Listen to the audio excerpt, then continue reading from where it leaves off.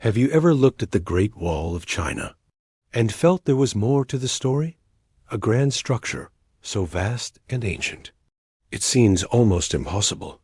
Was it really built by the Chinese emperors? Or was there something else, something older, more advanced, hiding in the shadows of history? Today, we explore a daring theory that the wall was built not just to keep invaders out, but to keep something in. Or perhaps built by a civilization erased from our official history, known only in whispers, Tartaria. The Great Wall of China is not a single wall, but a series of walls built by different dynasties over centuries.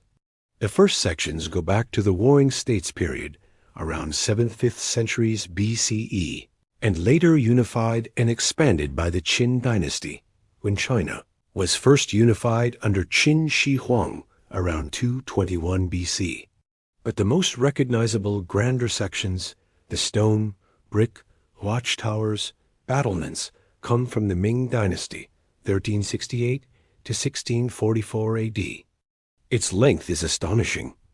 Including all branches and sections, the Great Wall spans about 21,196.18 kilometers, approximately equals 13,170.7 miles. To give scale, that's more than 4 times the width of the continental United States from east to west. It would stretch across the U.S. more than once. The structure, walls, ramparts, watchtowers, placed every few hundred meters in many sections.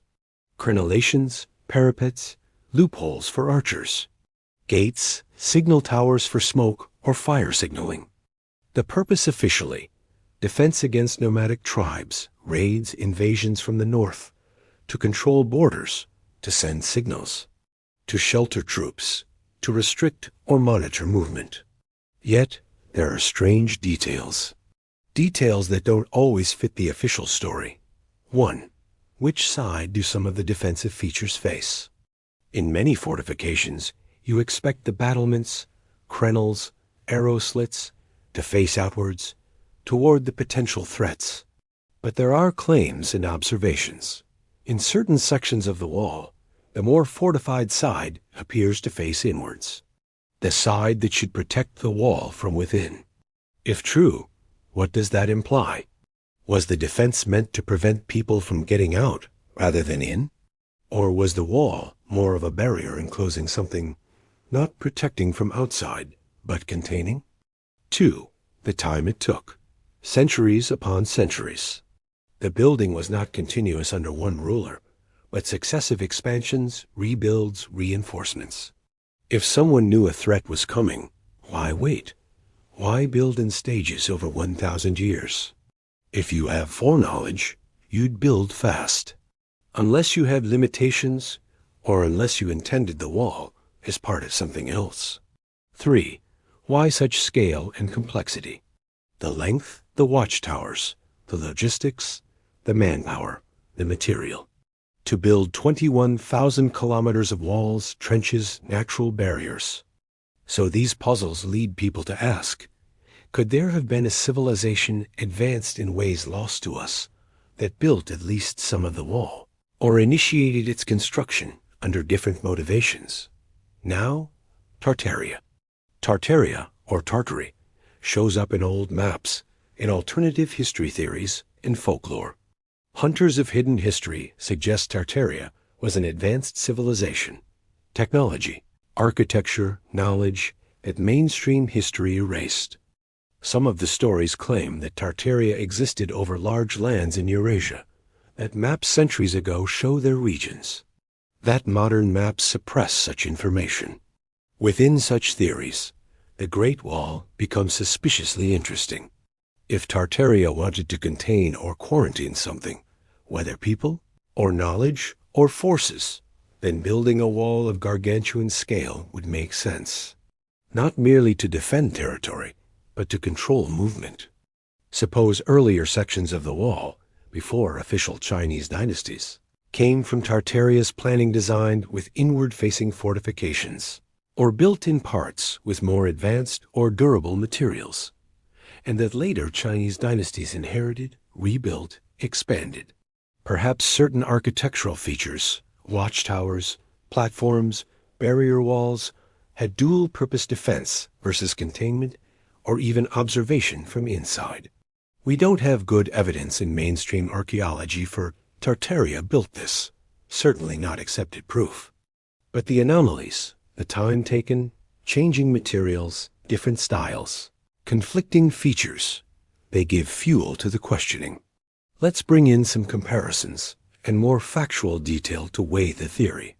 The total length, approximately 21,196 kilometers, approximately equals 13,170 miles. The Ming Wall, the most preserved portion, is about 8,851.8 kilometers. Watchtowers. Many sections had towers every 200 to 300 meters for lookout and archery. Battlements height, outer side, around 1.8 meters, approximately equals 6 feet, with loopholes and crenels. Parapet walls inner side around 1.2 meters, approximately equals 4 feet. Now think, to build such watchtowers, battlements, parapets for tens of thousands of kilometers, needing manpower, transportation of stone or bricks, mortar, supply lines, feeding workers, maintenance. If you are building for keeping something out, that makes sense. But building to keep something in to contain something also makes certain. Architectural features make more sense. Inward-facing fortifications, limited exits, strong inner gates, etc. If an advanced civilization had tech allowing faster construction, better mortar, or machines, then the timeline could be compressed. But the official record shows slow expansions, multiple dynasties, lots of reconstruction. So, why build something so massive?